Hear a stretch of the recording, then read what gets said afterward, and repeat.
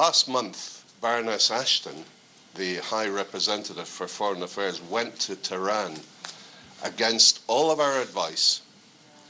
She went there setting foot on Iranian soil on the 8th of March, which ironically was International Women's Day.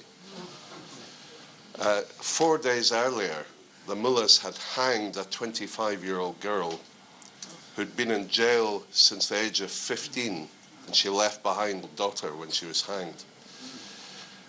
They have in prison just now a 26-year-old girl who's been in jail for the past 7 years and is about to be hanged for resisting being raped by the thugs from the Basiji.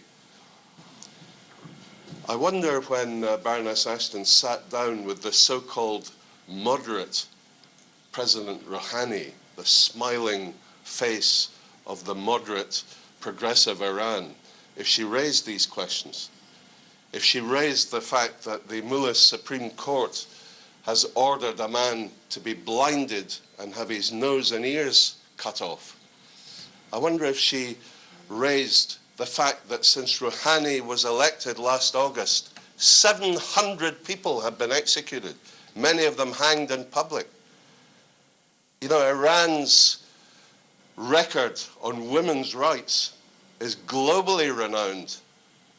Mrs. Rajavi's own sister and her husband, when her sister was pregnant, were executed, were shot. This is the real mullah's regime, and this is the real smiling, moderate Rouhani. So I have a message for the leaders of these three great peacemaking institutions, the EU with Baroness Ashton, Ban Ki-moon at the UN, and John Kerry and his boss Barack Obama in the US. You have failed miserably in dealing with the crisis in Syria. You've failed to stop Vladimir Putin's move into Crimea and potential move now into the rest of eastern Ukraine.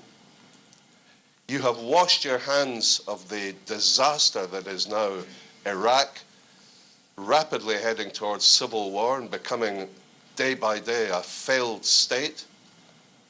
You have abandoned the 3,000 people in Camp Liberty to their fate, having collectively, the EU, the US, and the UN, put pressure on us and on me personally to persuade Mrs. Rajavi and the people in Camp Ashraf that they had to move to Camp Liberty so that they would be quickly registered as refugees and in what I was told would be a revolving door, quickly taken out of Iraq to a country of safety.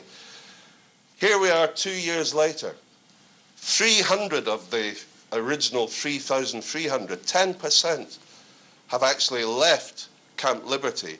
And because of our efforts, not a single one has left because of a finger being raised by the UN, the US, or the EU.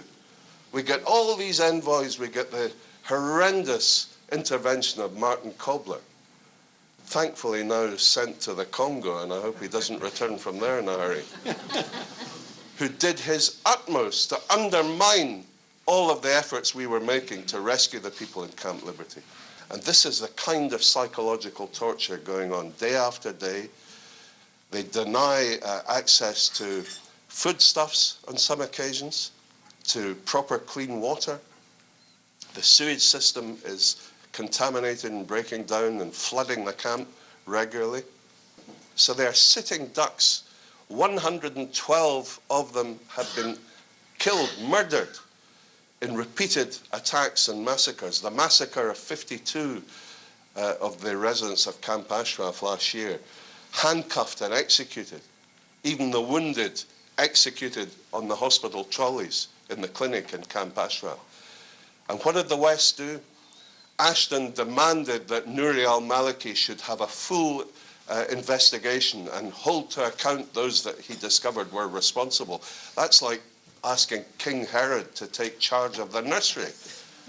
That's ludicrous. Since the very first massacre in Camp Ashraf, after the Americans reneged on their deal to provide safety and security for every individual and walked away from that agreement, walked away from that pledge, since that very first massacre, we have not had a single inquiry by Maliki into any of the murders. Not a single thing has been done, because he is the perpetrator of these crimes. And he should be held to account, ladies and gentlemen. He and Rouhani and Khamenei should be brought before the International Court of Justice and made to stand trial for the crimes against humanity.